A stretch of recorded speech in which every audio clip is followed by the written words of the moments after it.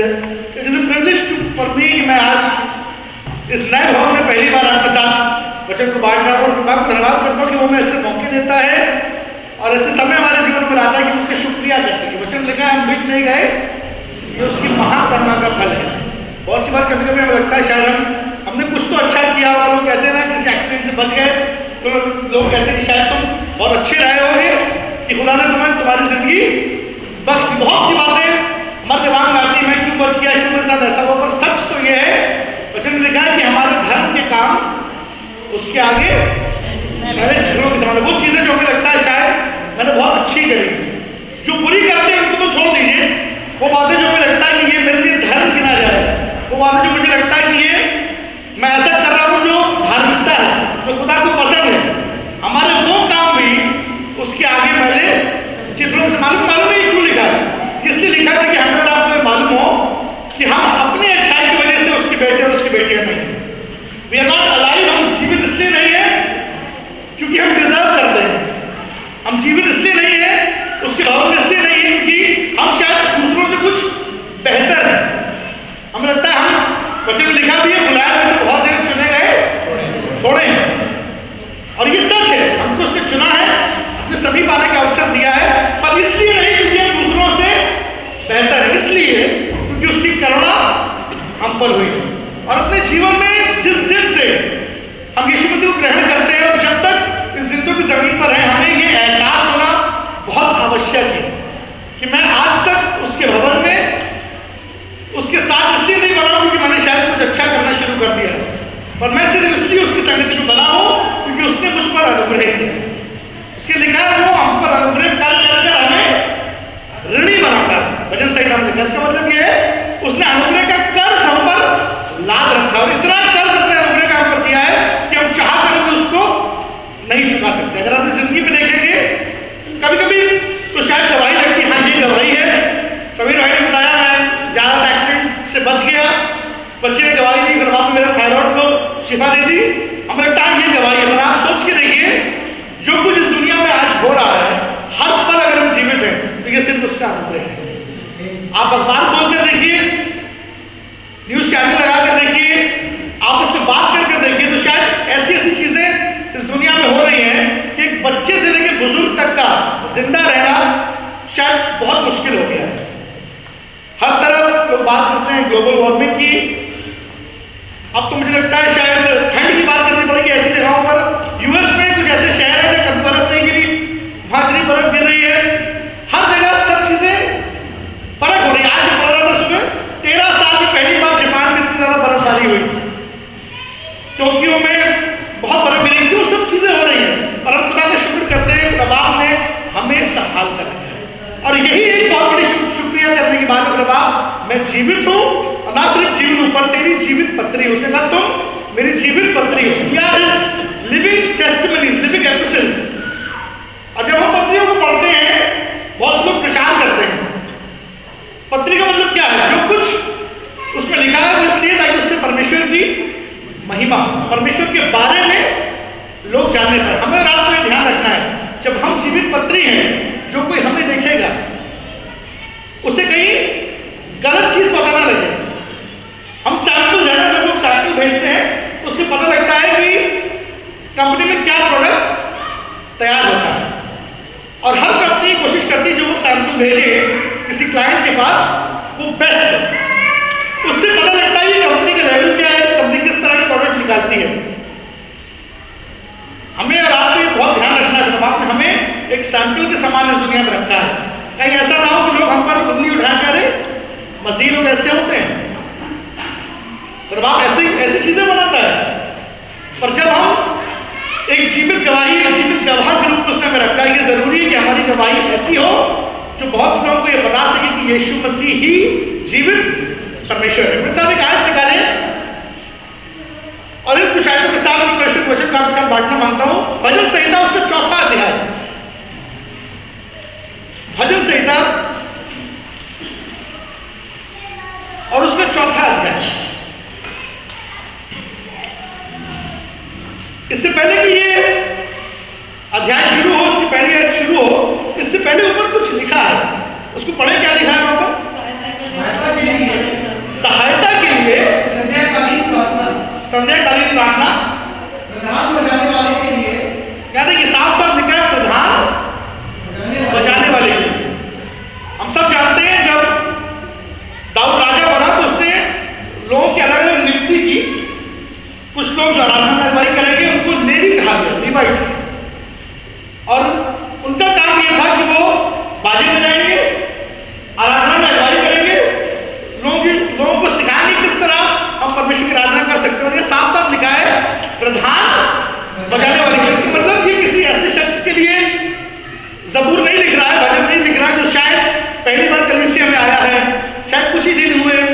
यीशु मसीह को ग्रहण किया और ये प्रधान बजाने वाले के लिए, इसका मतलब एक ऐसा शख्स जो जानता है कि आराधना क्या होती है, जिसको चुना इसलिए गया है कि ना सिर्फ खुद आराधना करे पर परमेश्वर के लोगों को आराधना में लेकर चले। इसका मतलब ये हमसे और आपसे बात हो रही, हम जानते हैं परमेश्वर की आराधना कैसे करनी चाहिए। हमने यीशु मसीह को ग्रहण किया, हमने बपतिस्मा लिया, परमेश्वर की प्रार्थना के दान से हमको भरा, हम सब कुछ ना कुछ उसके भवन में करते हैं और वो हमसे कुछ कह रहा है। उसकी पहली आयत पढ़िए, क्या लिखा है वहां? हे मेरे धर्म परमेश्वर। ये एक दुआ है जो मुझे लगता है मुझे मिलाकर हर शख्स जो इस दुनिया में रहता है, ना सिर्फ मसीह, चाहे वो ईसाई हो, मसीही हो या ना हो, हर इंसान कहीं ना कहीं ये दुआ शायद अपने दिल में जरूर करता है। फिर से पढ़िए, हे मेरे धर्ममय परमेश्वर। हे मेरे धर्ममय परमेश्वर। जिस भी परमेश्वर से लोग दुआ करते हैं, चाहे हम मसीही मतलब आपसे दुआ करते हैं, यीशु से दुआ करते हैं, और मजहब के लोग अपने अपने खुदा से दुआ करते हैं, वो शायद ये जरूर कहते हैं, हे मेरे धर्ममय परमेश्वर, जब मैं पुकारूं तब तू मुझे उत्तर दे। बहुत सिंपल सी बात है, हम सब यही कहते हैं, जब हम पुकारे तब तू हमारी दुआ को सुन ले। हम सबकी ये राय रहती है, मैं जिस भी परेशानी में पढ़ूं, चाहे मेरे बच्चे को बुखार हो जाए, मेरे बाप मैं उससे दुआ कर रहा हूं, और हम दुआ करते हैं, विश्वास रखते हैं कि वो हमारी दुआओं को सुने, और यही हम चाहते हैं। जब कोई बड़ी समस्या हो तो बाप मैं कर्जे से बाहर कैसे निकलूंगा, सिर्फ एक से ध्यान से दुआ करो, परमेश्वर कोई रास्ता निकालेगा। और हम सबकी ये दुआ रहती है, तमन्ना रहती है, बाप जब मैं तुझसे दुआ करूं तो मेरी सुन ले। आगे, जब मैं सकेती में पढ़ा तब तूने मुझे सहारा दिया। तब तूने मुझे सहारा दिया, मैं आपको बता रहा हूं बाप, मैं जब सकेती में पढ़ा तब तूने मुझे सहारा दिया। आगे, मुझ पर अनुग्रह कर और मेरी प्रार्थना सुन ले। ये एक ऐसी प्रार्थना है, अनुग्रह की प्रार्थना, जो हम सब चाहते हैं। जब छोटा सा बच्चा एक क्लास ज्वाइन करता है, बड़े हो जाते हैं, कॉलेज में भी अनुग्रह चाहिए और बड़े हुए जॉब में अनुग्रह चाहिए। अपनी जिंदगी के हर एक फैसले में, अपनी जिंदगी के हर दिन में हमें उसके अनुग्रह की जरूरत है। तो इसीलिए हम कहते हैं हम बीत नहीं गए, उसके मां कर्मों का फल है, क्योंकि उसका अनुग्रह हम पर बना है। उसने कहा this grace is given on us every morning, उसका अनुग्रह प्रतिभोर नया होता है, और हम मसीही खासतौर से जानते हैं उसका अनुग्रह हमारे लिए कितना आवश्यक है, और हमारी यही दुआ रहती है। मैं पढ़ा था, मुझे लगा शायद अब वो दुआ करेगा या शायद खुदा उसको जवाब देगा कि हाँ मैं तुम्हारे साथ हूं। एकदम से जैसे उसने यह कदम किया, आखिर में फिर से पढ़िए, मुझ पर अनुग्रह कर और मेरी प्रार्थना सुन ले। ये पहली आयत है। एकदम से दूसरी आयत से मैंने पढ़ी तो बिल्कुल फर्क है कि दूसरी आयत में क्या लिखा है? हे मनुष्य के पुत्रों, कब तक मेरी महिमा का आराधन होता रहेगा। मुझे लगा एकदम से ये क्या हुआ, यहाँ तो यहोवा बात करने लगा। अभी तक तो दाऊद कह रहा था, खुदा से कुछ मांग रहा था, सवाल जब मैं तेरे पास आऊं उससे प्रार्थना करूं तो मेरी सुन ले, मुझ पर अनुग्रह कर। और एकदम से ऐसा लगा शायद खुदा ने दाऊद को शांत करा दिया, और अब खुदा बोल रहा है। और मैं सोच रहा खुदा कुछ बताइए ऐसे कैसे होता। मुझे लगा कभी कभी हमारे साथ भी ऐसा ही होता है। हम सब जानते हैं दाऊद को परमेश्वर ने कहा कि मेरे मन के मुताबिक एक शख्स है। दाऊद ऐसा है जो खुदा से बातें किया करता था, जिस तरह हम और आप जवान बच्चे, छोटे बच्चे अपने माँ बाप से बातें करते हैं, उस तरह दाऊद भी खुदा से बातें किया करता था। और मालूम है ये बहुत जरूरी है कि हम और आप अपने आसमानी बाप से बातें करें। कई बार ऐसा होता है, जिस तरह हमने इस प्रार्थना में भी देखा, जब हम जाते हैं खुदा के पास तो सिर्फ तब जाते हैं जब हमारी कोई जरूरत होती है, या अगर थोड़ी सी साधारण भाषा में कहें जब कोई अड़ी बसती है तब हम जाते हैं। अब तो हमारे हाथ से नहीं होता। बच्चे भी शायद माँ बाप के पास तभी जाते हैं जब उनसे पापा ये नहीं लग रहा कैसे करें। और कभी कभी हम और आप भी अपने आसमानी बाप के पास शायद तभी जाते हैं जब अब हमारे हाथ से ये काम नहीं बन रहा। अब तो समझ में नहीं आ रहा क्या करें, हमने सब कुछ कर दिया और आप चले उससे कहें बाप ऐसा कर दो ऐसा कर दो। और हर बार जब जाते हैं तो अपनी कोई रिक्वेस्ट लेकर, कोई विनती लेकर जाते हैं ऐसा कर दो। मैं सोचने लगा प्रभाव का शुक्र करता हूं कि उसने मुझे एक अच्छे खानदान में पैदा किया, and I am very good father. और अब पुरानी तरह से मेरे पास एक बहुत अच्छा बेटा है, 7 साल का, इसका नाम एलन है। और अब मैं सिक्के के दोनों पहलू समझ पा रहा हूं। I am a son and I am a father. मैं एक बेटा भी हूं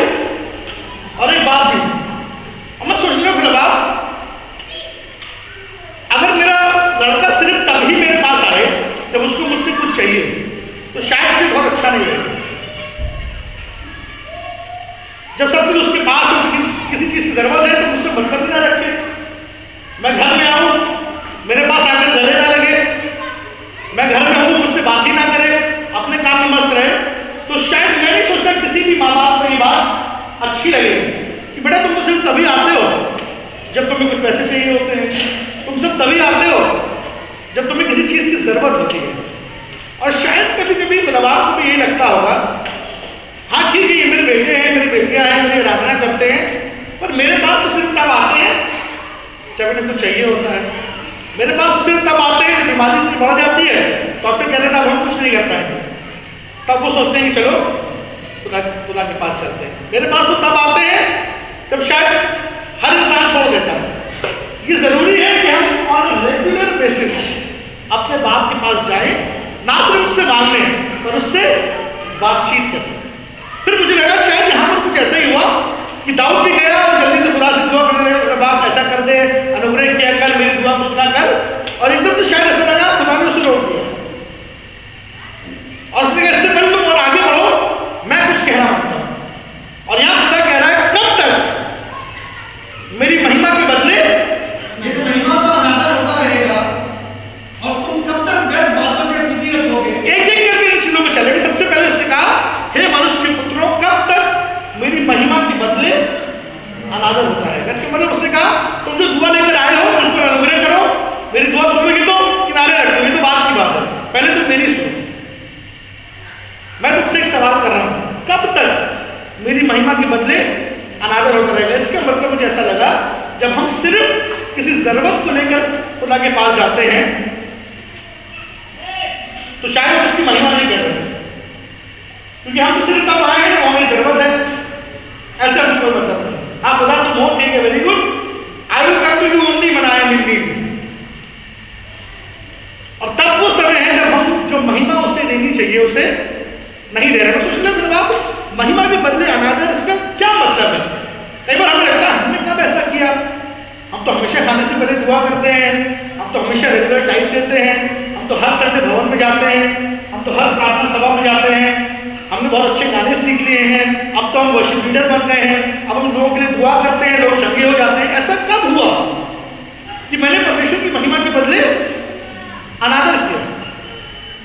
और कई बार ऐसा होता है हमें पता भी नहीं होता और हम ऐसा कर देते हैं। मुझे याद आया खुदा का एक बहुत बड़ा खाते, उससे खुदा ने कहा, सब जानते हैं मूसा के बारे में, कहां से खुदा उसे चुन कर लेकर आया, बहुत से आश्चर्य कर्म उसकी लाठी से हुए।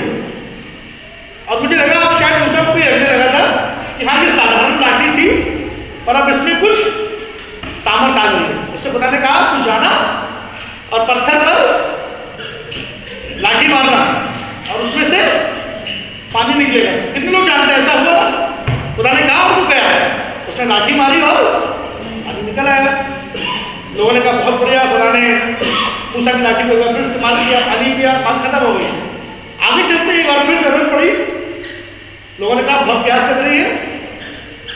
अब भी खुदा ने कहा कि मूसा तुम फिर जाना पत्थर के पास और उससे बात कर। अब चले जरा नए एग्जाम में, हम सब जानते हैं यीशु मसीह ने बहुत से लोगों को चंगा किया, बहुत से बीमारों को चंगा किया, अंधों को दृष्टि दी। पर मैं सोच रहा था बाबा हर जगह चंगा करने का तरीका तेरा थोड़ा फर्क है। मेरे ख्याल से शायद 3 बार या 4 बार उसने अंधों को सेवा दी है, पर हर बार एक अलग तरीके से। मैं सोच रहा हूँ बाबा ऐसा क्यों है?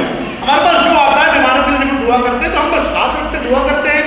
ऐसी क्या जरूरत पड़ी कि तूने एक के लिए तो सिर्फ हाथ रख और कह दिया मैं चाहता हूं तू देखने लगा और वो देखने लगा, पर एक जगह तूने मिट्टी ली, उसे धूप से साना, उसकी आंखों पर लगाया और फिर उससे कहा तू शीलों में जाकर धो लेना।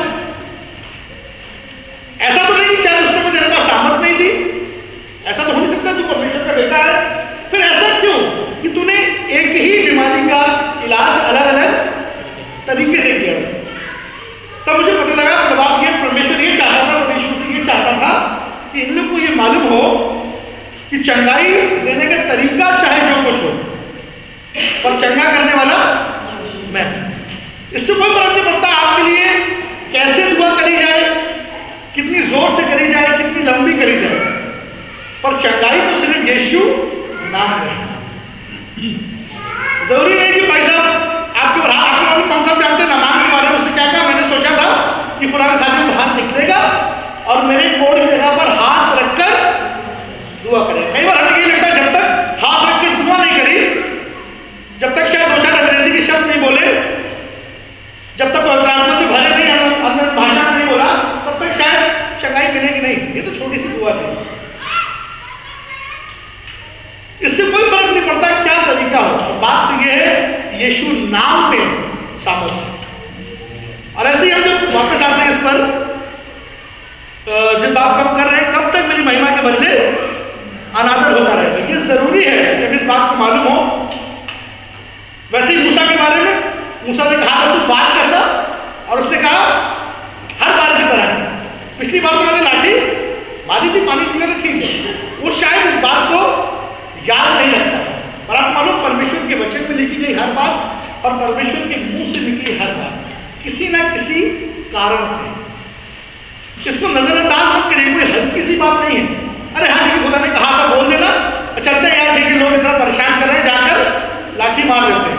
और मालूम क्या हुआ, पहली बार ऐसा हुआ कि उसने लाठी मारी और पानी नहीं निकला। और कभी कभी ऐसा ही होता है, हमें आदत होती है कि हम जाएंगे, प्रचार करेंगे, लोग यीशु के पास आएंगे, जाएंगे, हाथ में दुआ करेंगे और बीमारी छोड़कर चली जाएगी। और शायद हम ऐसे ही करते हैं, पर पानी नहीं निकलता, शायद चंगाई नहीं होती। और हम इस बात से गुस्सा हो जाते हैं कि खुदा ने मेरी बेइज्जती कर दी।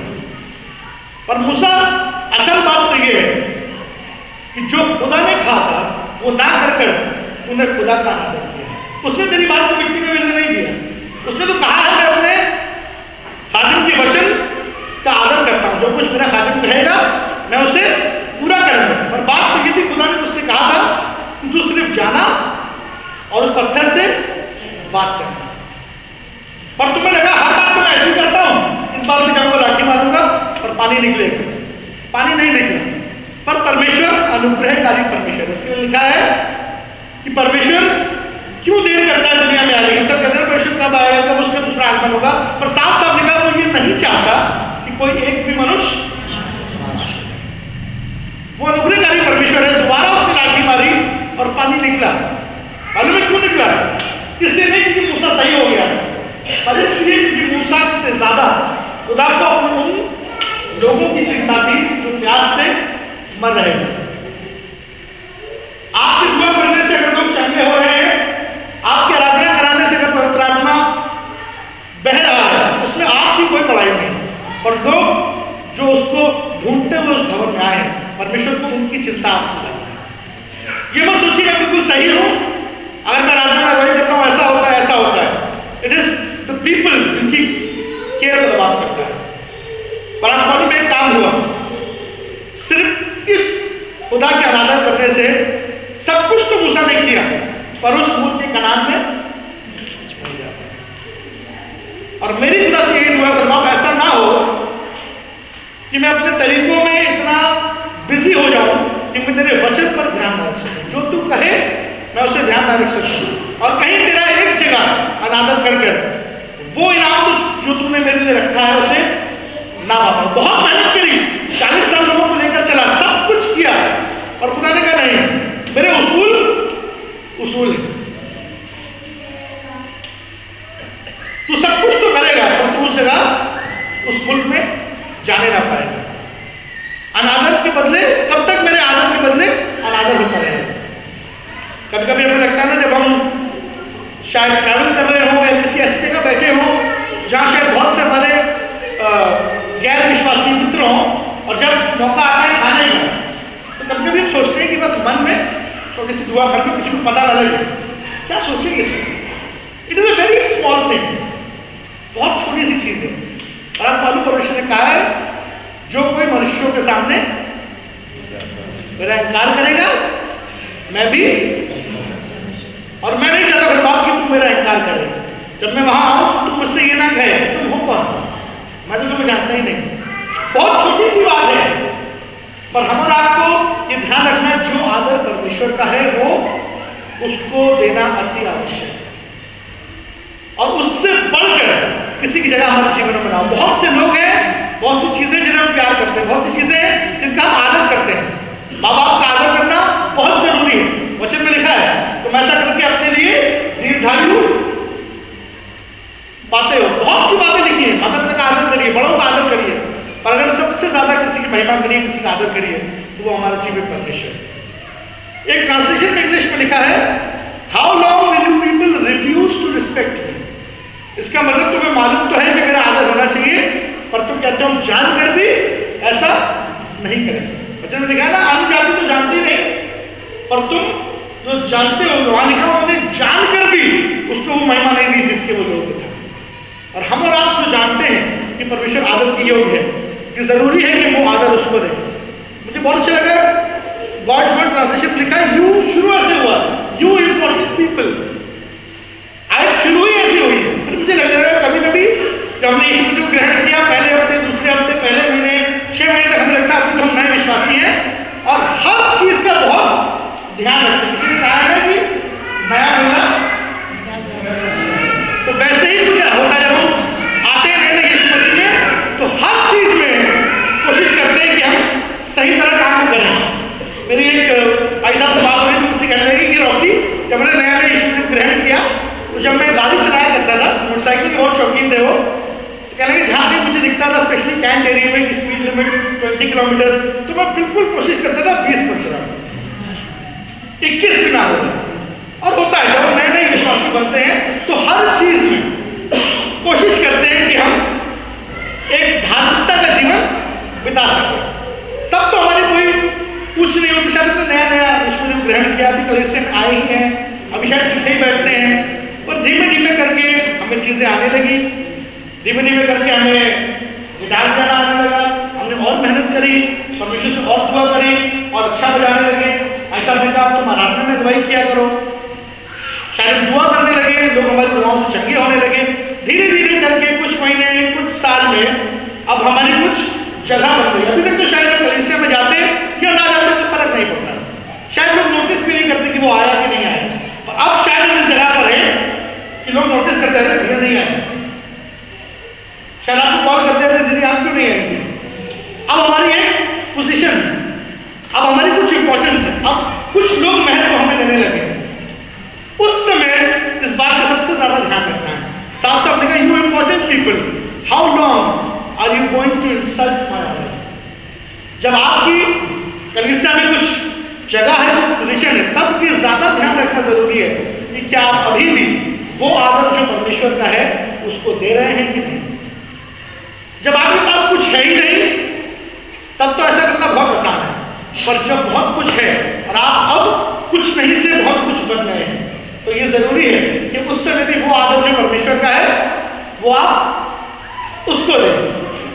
इसके बाद क्या लिखा है? पहली बात तो ये है महिमा बदले अनादर। दूसरी बात, तुम कब तक व्यर्थ बातों से प्रीति रखो। बस तुम कब तक व्यर्थ बातों से प्रीति रखो। बहुत सी ऐसी चीजें हैं जो हमें काफी प्यारी हैं, कई चीजें हमें बहुत पसंद है, पर यहां साफ साफ लिखा है तुम कब तक व्यर्थ बातों से प्रीति रखोगे। मैं सोचने का दबाव, इसका मतलब क्या है? क्या हम सबसे प्यार करना छोड़ दें? क्या हम अपने घर को छोड़ दें, अपने माँ बाप को छोड़ दें? तू क्या यही चाहते कि हम सिर्फ तेरे पीछे हो रहे? पर फिर तुझे एक आयत याद आ रही जो नए अध्याय में लिखी है, मत्ती 22 बार और उसकी 37वीं आयत में यीशु ने एक सवाल पूछा और उसका जवाब दिया एक शख्स ने। पढ़े मत्ती उसका 22वां बाब और उसकी 37वीं आयत। उसने उनसे कहा, हाँ तुम परमेश्वर, आज्ञा क्या है? तुम परमेश्वर अपने प्रभु से, अपने प्रभु से अपने सारे मन, अपने सारे मन और अपने सारे प्राण, और अपने सारे प्राण और अपनी सारी बुद्धि के साथ प्रेम रख। इसका मतलब यह है कि तू सबसे ज्यादा प्रेम अगर रख तो वो परमेश्वर से। इसका मतलब ये नहीं व्यर्थ बातों की प्रीति में आ जाए कि हम किसी से और प्यार न करें, हम सिर्फ खुदा से प्यार करें, खानदान से हमें कोई मतलब नहीं है, तो दोस्तों से कोई मतलब नहीं। बात सिर्फ ये है तुम सबको प्यार करो, सबको प्रेम करो, और सबसे ज्यादा अगर किसी से मोहब्बत रखो तो वो परमेश्वर से। हमारे जीवन में सबसे ऊपर दर्जा किसका है? कई बार कुछ लोग शायद आपकी आंटी बहुत अच्छी है, उन्होंने आपको पढ़ाया और आज इस लायक किया है कि आप नौकरी कर सके, very good. It is your duty to respect her and love her. आपके बच्चे, आपके माता पिता उन्होंने आपको इसलिए दिए हैं ताकि आप उनसे प्यार करें। शायद आपकी गाड़ी बहुत अच्छी है, आपको बहुत पसंद है, आपकी नौकरी बहुत अच्छी है, you really love it, very good. Love your job, love your vehicle, love your family, but above all love God. उस सबसे बढ़कर आप खुदा से प्यार करो। मालूम ये पता कब लगता है? सोशल लेवल आप कितना पढ़ रहे हैं कि किसको ज्यादा प्यार करते हैं। तो मुझे लगा जब तक कोई ऐसा समय नहीं आएगा कि हमें दोनों में चुनाव करना है, तब असल में पता लगेगा कि हम ज्यादा प्यार किसको करते हैं। और कभी कभी तो चुनाव ऐसे हो जाते हैं कि परमेश्वर के भवन में जाए या किसी अजीज दोस्त की बर्थडे पार्टी में जाए, प्रार्थना की सभा में जाए या किसी और जगह जाएंगे, तब तक पता नहीं लगेगा कि आप ज्यादा प्यार किसको करते, जब तक कोई ऐसा मोड़ ना आए जहां आपको चुनना पड़े, आपको चुनाव करना पड़े कि मैं इधर जाऊं या इधर जाऊं। और फर्क इसीलिए तो नवाब जानबूझकर ऐसे मौके लेकर आता है ताकि उसे भी तो पता लगे कि आप ज्यादा प्यार किसको करते हैं।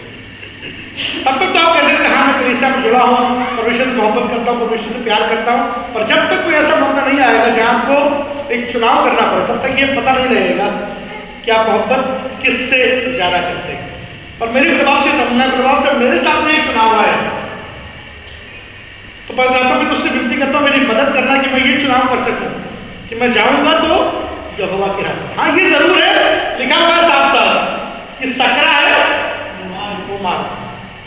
नथिंग न्यू, कुछ नई बात नहीं है, उसने शुरू से वचन में लिख दिया, पहले साफ साफ बता दे रहा हूं, सड़क जो है बहुत कठिन होगी। कभी कभी लोग अपने घर का पता बताते हैं तो पहले ही बता देते भैया ध्यान से आना, गड्ढे बहुत हैं।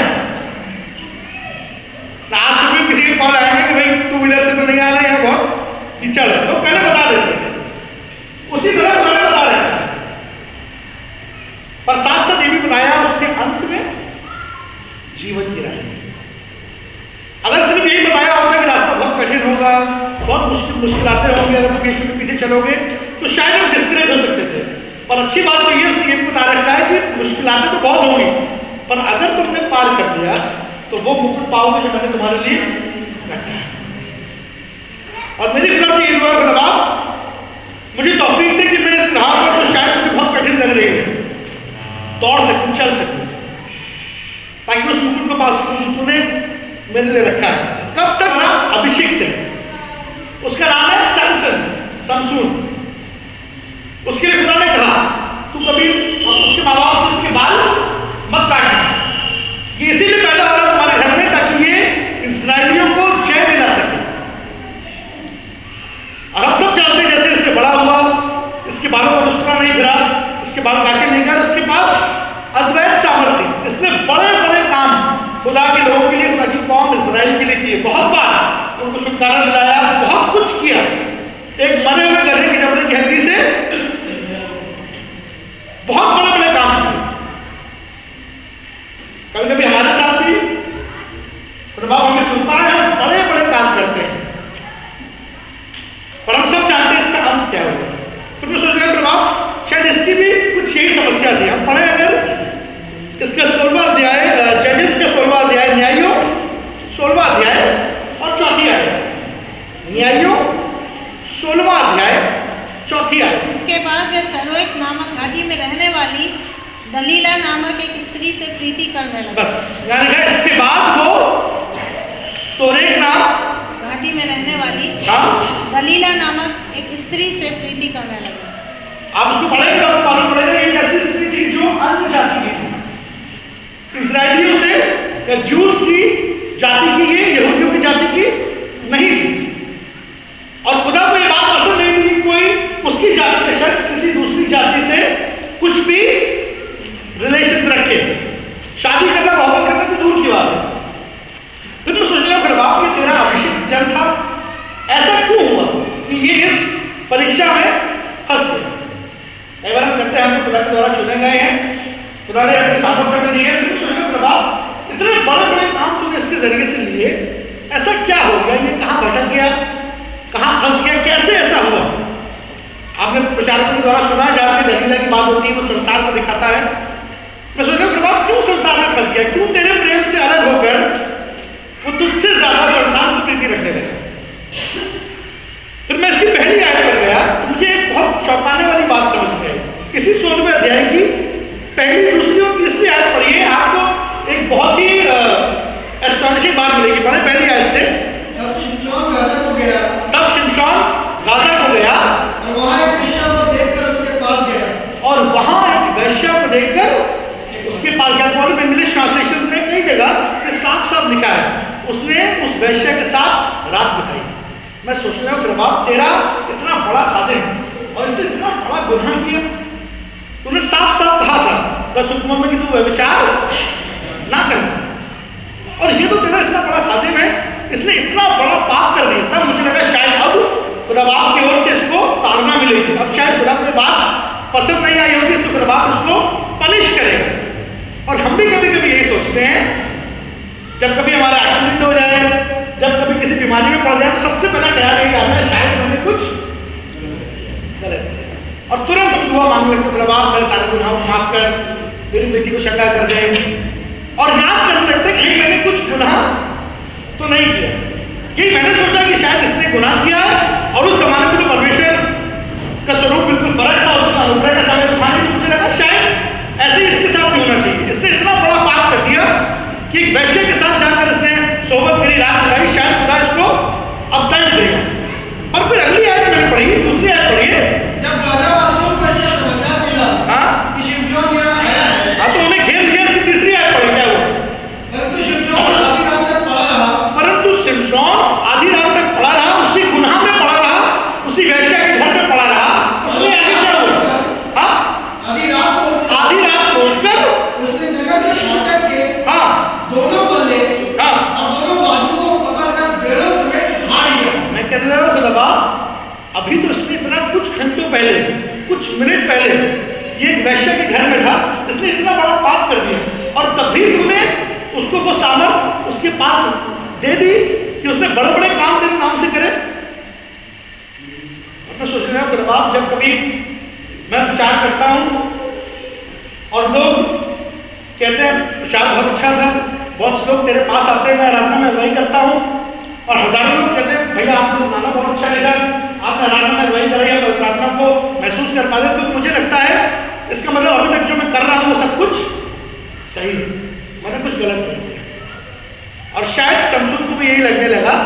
दो बातें हैं, या तो मैं सोच रहा था कि अगर मैंने गुनाह किया है और उसके बाद भी गुनाह ने मुझे सामर्थ दी, इसका मतलब या तो ये गुनाह नहीं, या तो मैंने कुछ गलत नहीं किया, और या शायद मैंने खुदा को भी चकमा दे दिया, शायद खुदा को भी नहीं पता लगा कि मैं क्या कर रहा था।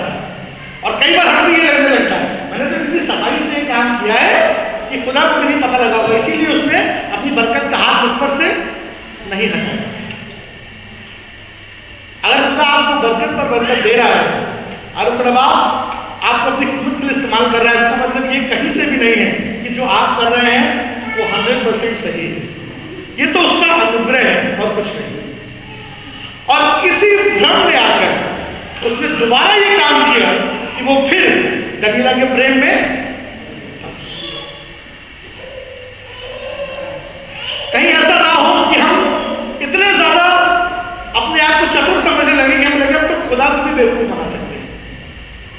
वचन में साफ साफ लिखा है धोखा ना खाओ, ऐसा तुम कभी नहीं कर सकते कि तुम खुदा को भी बेवकूफ बना दो।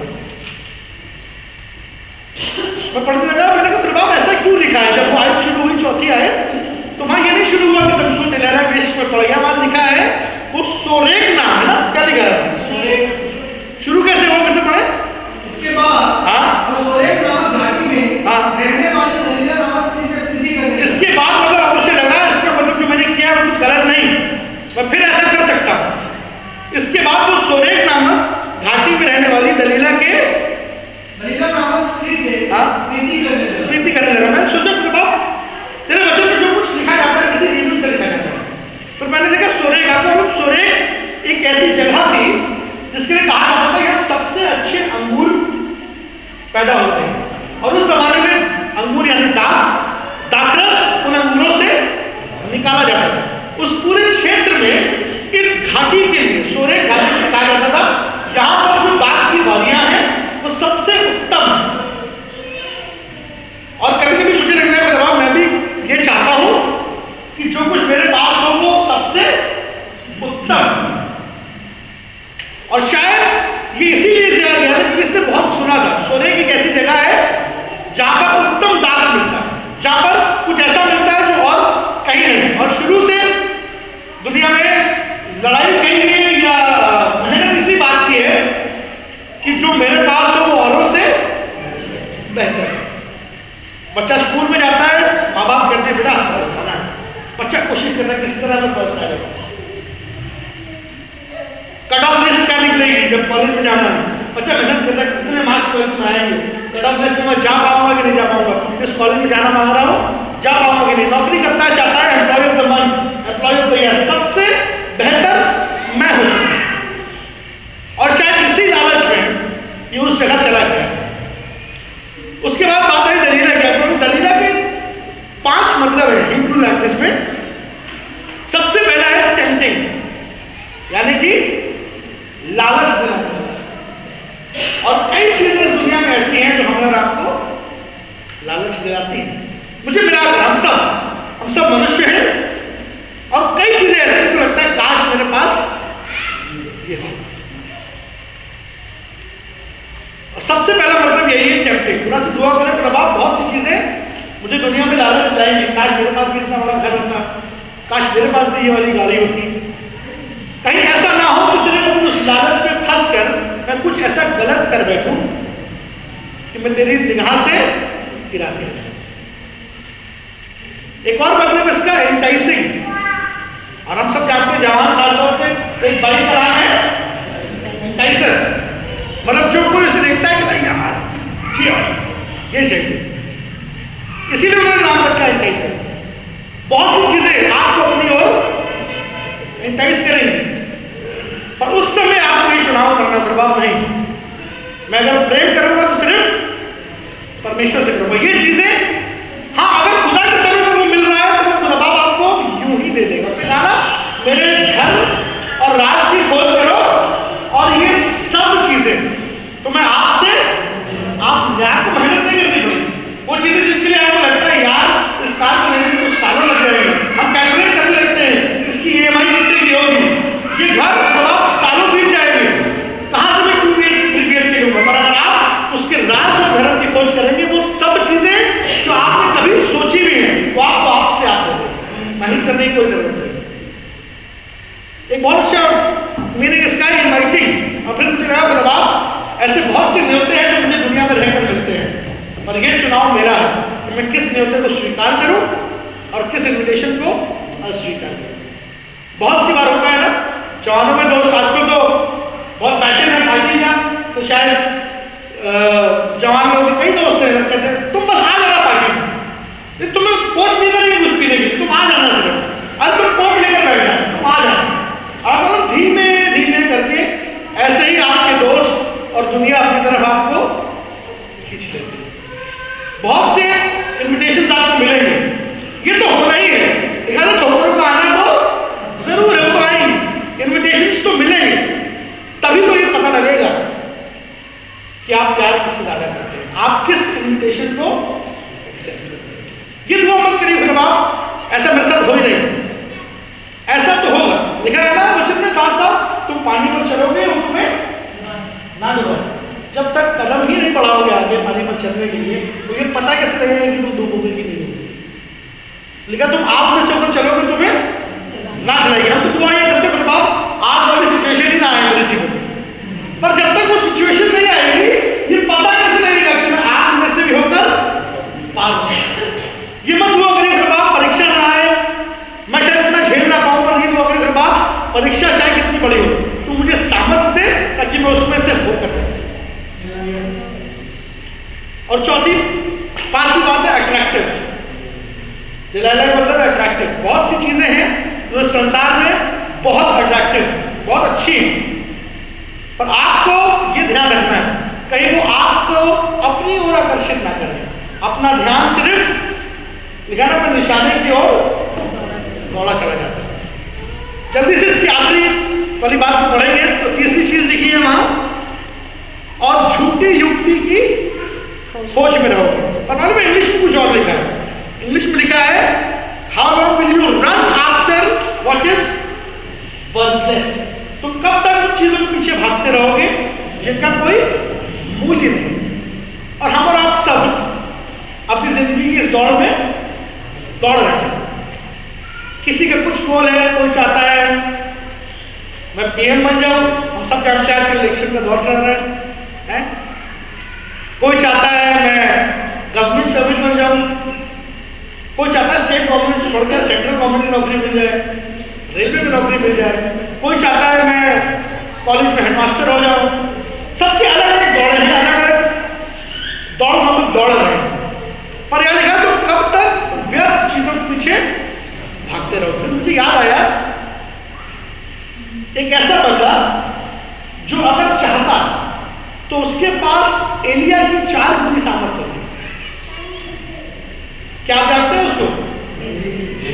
कहीं उसका मालिक था, उसका स्वामी था वो एलिशा, और एलिशा का स्वामी था एलिया। एलिया ने सोचा तुम क्या चाहता? उसने कहा मैं तेरी दुगनी सामर्थ्य चाहता। उसका मतलब एलिशा के पास एलिया की दुगनी सामर्थ्य थी। और गेहजी इस बात को जानता था, उसे मालूम था कैसे ये हुआ, कुछ स्पेशल नहीं करना पड़ा। सिर्फ एक काम उसने कहा तो मुझे अगर देखता रहे तो तुझे मेरी दुगनी सामर्थ्य मिल जाएगी। अगर गेहजी चाहता तो ऐसा हो सकता था कि जब एलिशा मरे या जब एलिशा उठा लिया जाए, जो भी खुदा की मर्जी हो, तो वो उसकी दुगनी सामर्थ पा सकता था। पर ये तो किसी और चीज के पीछे भाग रहा था। मैंने पढ़ा इसको, हम सब जानते हैं नामान के किस्से को। नामान आया, उसने कहा मैं ये लेकर आया हूँ, उन्होंने खातिर ने कहा मुझे कुछ नहीं चाहिए, जाकर गर्दन में गोते लगाए, शिफा पा गया। फिर वापस आया, कुछ तो ले ले, इसलिए लेकर आया हूँ, सोना लाया हूँ, चांदी लाया हूँ। और कई बार जब ऐसी सिचुएशन हमारे और आपके सामने आती है तो हम सबसे पहला ख्याल जो हमारे दिमाग में आता है वो ये आता है ये खुदा की तरफ से। हमने दुआ करी, वरना चंगा हो गया। हमने दुआ करी, अगर बिजनेस चलने लगा, आपको जो कुछ लेकर आया है ये तो खुदा की तरफ से है। इधर ऑफरिंग, इधर स्टीबल ऑफरिंग, मैंने तो नहीं कहा था तो ये लेकर आना। एलिशा ने कुछ नहीं कहा, अपने आप से सामान लेकर आया। तब हमें लगता है अब ये शायद खुदा ने हमारे लिए मौका रखा है कि हम फटाफट इन सब चीजों को ले लें। पर एलिशा जो खुदा का चुना हुआ शख्स था, उसे मालूम है मेरा ये समय नहीं कि मैं इन चीजों के पीछे भागूं। मुझे जिस काम के लिए खुदा ने बुलाया है वो वही काम करना है।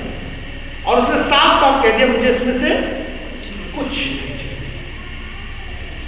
हमें और आपको जब हम खुदा के लोग हैं ये बात मालूम होना बहुत जरूरी है, क्या चीज खुदा की तरफ से हमारे लिए आई है और क्या चीज खुदा की तरफ से नहीं है। यूं तो वचन में लिखा है कि हर उत्तम दान और हर अच्छा वरदान परमेश्वर की ओर से मिलता है। पर इस बात की पहचान होना भी जरूरी है कि क्या ये दान हमें परमेश्वर की ओर से मिला है या मनुष्यों की ओर से मिला है। As men of God, as women of God, as children of God, it is very important for us to discern क्या चीज हमें खुदा की तरफ से बरकत मिल रही है और क्या चीज शैतान एक फंदे की तरह हमारे लिए दिए है। गेहजी को शायद ये बात लगी कि बात सही नहीं पड़े। इसका दूसरा राजा 5वां अध्याय और 20वीं आयत। दूसरा राजा 5वां अध्याय 20वीं आयत। परमेश्वर के क्या गेहजी कुछ कहना है? कहिए, पढ़िए। परमेश्वर के भक्त एलिशा का सेवक गेहजी सोचने लगा, मेरे स्वामी ने तो उस आरामी नामान को ऐसे ही छोड़ दिया है। और कभी कभी जो सेवक होते हैं वो यही सोचने लगते हैं कि अरे पादरी साहब तो अब बहुत पॉपुलर फ्रेज है, पादरी साहब अब सही आ गए, अब बुजुर्ग हो गए, अब इनको समझ में नहीं आता। और हम लोग कई बार कहते हैं कि ऐसा सब कुछ ठीक है पर इस दुनिया में रहने के लिए, जीवित रहने के लिए इन सब चीजों की भी जरूरत होती है। गेहजी कहने लगा, पढ़े आगे फिर से, मेरे स्वामी ने तो उस आरामी नामक को ऐसे ही छोड़ दिया है। क्या बात कही उसने? ऐसे ही छोड़ दिया। मतलब क्यों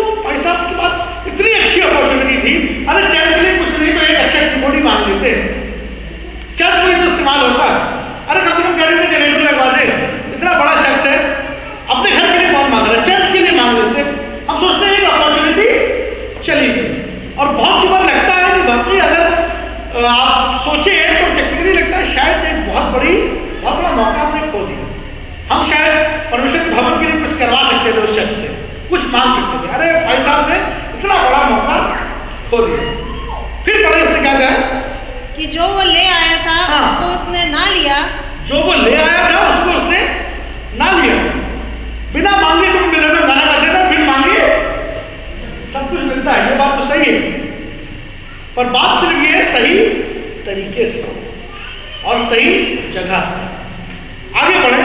परंतु यहोवा के जीवन फिर की उसने शपथ, एक लाइन कही, कहा परंतु उसने जो कुछ किया वो किया। परंतु का मतलब है आप मेरा सोचने का तरीका इससे कुछ भिन्न। और हमें यही लगता है शायद आखिर की बुराई सामने में उसने ऐसा कहा, but I do not agree with this. मेरा तरीका काम करने का शायद फर्क है।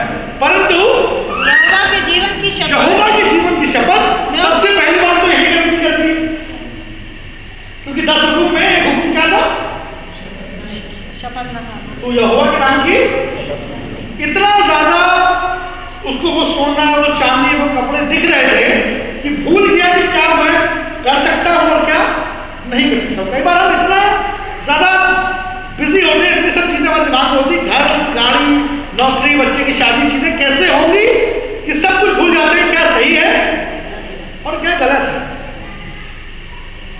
आगे बढ़े।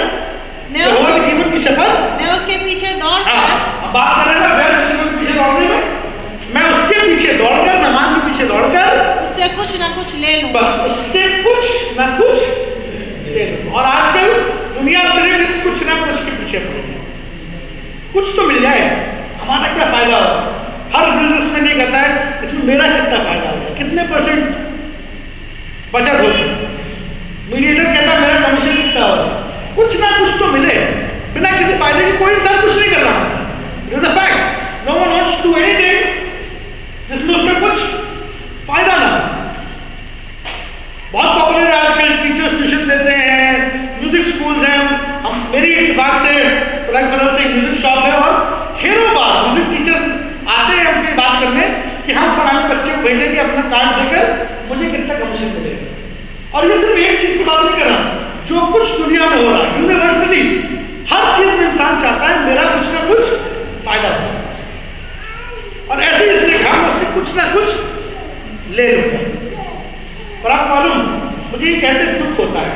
सबसे पहली बात तो कि मैं मानता हूं वो गया और उसने उससे कुछ ना कुछ ले लिया। ऐसा नहीं कि वहीं कुछ सुपर नेचुरल हुआ और फिर बाप ने कहा नहीं ऐसा नहीं हो सकता और वो नहीं दौड़ पाया और नामान चला गया। नहीं, वो दौड़ के गया भी, उसने नामान को एक झूठी कहानी भी सुना दी, नामान भाप भी नहीं पाया, उसका काम भी हो गया, वो कुछ कपड़े भी ले आया, थोड़ा सोना भी ले आया, थोड़ी शादी भी ले आया। इसका मतलब ऐसा नहीं है कि फिर आप कुछ सुपर नेचुरली करेगा क्या गलत काम ना करे। No, he has given us a free will. उसने कहा मैं द्वार पर खड़ा, जबरदस्ती क्या वो आ नहीं सकता अंदर। जब उसके चेले दुआ कर रहे थे, लिखा बंद कोठरी में वो उनके पास आया, उसने कहा तुम्हें शांति मिली, क्या वो आ नहीं सकता अंदर हमारे जीवनों में। पर उसने कहा फ्री विल, अगर तुम द्वार खोलोगे तो मैं अंदर आऊंगा। इसी तरह गेहजी को उसने ध्यान दिया, तुम्हें जो चाहिए तुम्हें मिलेगा। वो दौड़ कर गया, उसने चांदी भी ले ली, उसने सोना भी ले लिया, कपड़े भी ले लिए। पर दुख के साथ बताना ये मानता हूं उसके साथ ऑफर में उसको उम्र भर तक कोड़ भी नहीं। आप मालूम हम सब जानते हो जमाने में कोड़ हो जाए तो घर से छोड़ दीजिए, आप शहर बना के अंदर भी नहीं आ सकते। अपने मरने के दिन तक वो कोड़ ही रहे, कोई नजर उसको खुदा नहीं। क्यों? क्योंकि वो किसी ऐसी चीज के पीछे भाग रहा था जो व्यर्थ है।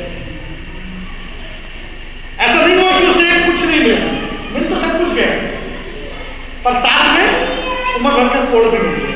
और कोड़ दर्शाता है पाप को। मेरी खुदा से ये दुआ कर बाप ऐसा ना हो कि जो कुछ जिस चीज के पीछे मैं भाग रहा हूं, शायद मुझे वो गाड़ी भी मिल जाए, शायद मुझे वो घर भी मिल जाए, शायद मुझे औहदा भी मिल जाए, ढेर सारे पैसे मिल जाए, पर कहीं ऐसा ना हो कि उनके साथ साथ मुझे उम्र भर का कोड़ मिल जाए और मैं दोबारा शहर बना के अंदर नहीं आऊं। बहुत सी चीजों के पीछे बहुत से लोग भागते हैं, पर खुदा के खादिम ने एक बहुत अच्छी बात कही। उसने कहा मैं निशाने की ओर दौड़ चला जाता 340 निकालने की जरूरत नहीं है। फिर मैं सोचा था फर्क क्या है भाई, फर्क ये है कि गहरी ने कहा था मैं उसके पीछे दौड़कर उससे कुछ ना कुछ ले लूंगा, पर वचन में लिखा है और जो कुछ तुम मेरे नाम से मांगोगे तो तुम मिलेगा। हम तो सोचते हैं कुछ ना कुछ मिल जाए, और खुदावंद तो इसलिए तैयार है कि जो कुछ तुम मांगोगे, नॉट जस्ट वेरी लिटिल।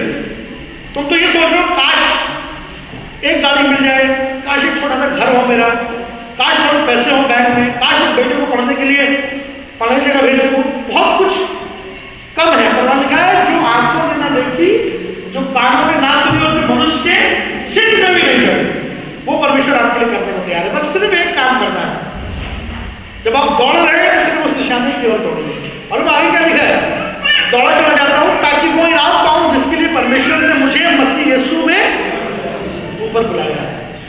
और एक बहुत पॉपुलर आया इब्रानियों उसके बारे में अध्याय के पहले में लिखा है, इस कारण क्योंकि गवाहों का ऐसा बड़ा बादल हमें घेरे हुए है।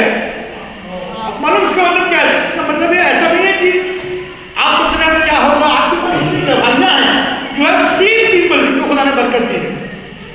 अगर आप पहले शख्स होते तो आप सोचते मैं कैसे करूंगा, पर लिखा गवाहों का ऐसा बड़ा बादल है। आप जिस ओर देखेंगे आप परमेश्वर ने उस खादिम को बरकत दी, परमेश्वर ने उस छोटे बच्चे को बरकत दी, परमेश्वर ने उस खानदान में बरकत दी। You have so many testimonies around you. सिर्फ काम नहीं करना, जब ऐसे बड़े बड़े गवाहियों का बादल आपको घेरे हुए हैं लिखा है, तो आओ हर एक रोकने वाली वस्तु स्पेसिफिक कर दिया उसने कि रोकने वाली वस्तुएं आएंगी। ये दुआ मत करिए कोई मुझे ना रोके परमेश्वर के पीछे चलने से। ऐसी बहुत सी वस्तुएं आएंगी जो कोशिश करेंगी कि आपको उसकी राह पर चलने से रोक दे, चाहे छोटी चाहे बड़ी। हम सब जानते हैं स्पीड ब्रेकर्स है, स्पीड ब्रेकर्स आएंगे, बहुत सी चीजें आएंगी, तो चाहे तो किसी तरह आप अपने उस गंतव्य तक ना पहुंचे। हर एक रोकने वाली वस्तु को और उलझाने वाले पाप को दूर करके अपने आप दूर नहीं होगा। लेकिन चलिए सिर्फ दुआ से ऐसा नहीं होगा, आप दुआ करें सुपरनैचुरली चीजें सही होगी। नो, आपको अपने आप उन चीजों को दूर करना पड़ेगा। कहना पड़ेगा नहीं ये चीजें मुझे नहीं रोक सकती, I am walking with God, मैं निशाने की ओर दौड़ रहा हूं। ये जरूरी है कि मैं इन सब चीजों को अपने पास से हटा सकूं। वो दौड़ जिसमें हमें दौड़ना है, सबसे इंपॉर्टेंट 3 शब्द आखिरी में, धीरज से दौड़ो। बहुत से लोग दौड़ रहे हैं, शायद उसी निशाने की ओर जा रहे हैं, पर धीरज नहीं है, बहुत बातें चलती रहती हैं। जो आता है में है तो भैया पर ऐसा है ऐसा है ऐसा है, हम जा तो रहे हैं पर हमें ये चीज पसंद नहीं है, हम जा तो रहे हैं परमेश्वर के पीछे, और पता नहीं परमेश्वर बरकत देगा कि नहीं देगा। हम मैं कर तो रहा हूँ, टाइम दे तो रहा हूँ, और आज तक तो बरकत मिली नहीं, 4 साल से दे रहा हूँ। सिर्फ एक काम करें, अगर आप उसके पीछे दौड़ रहे हैं तो ना सिर्फ दौड़िए निशाने की ओर, पर धीरज से दौड़िए। वचन में लिखा है, in his time he will make all things beautiful. वो अपने समय में सब कुछ खूबसूरत कर देंगे। और एक बार बताऊं, आप कुछ भी कर दीजिए, अगर उसका समय नहीं आया है तो चीजें खूबसूरत हो ही नहीं सकती। If it is not the time of God, आप कितने बड़े बिल गेट्स हो, आप कितने बड़े ओबामा हो, आप कुछ नहीं कर सकते, क्योंकि आपके चाहने से और आपके करने से, आपके रिसोर्सेस से कुछ नहीं होता। जो कुछ इस दुनिया में मन भावना होता है वो तब होता है जब खुदा का समय आता है, और तब तक जब तक वो समय ना आए तब तक वो हम उस दौड़ में धीरज से। In his time everything will be set right.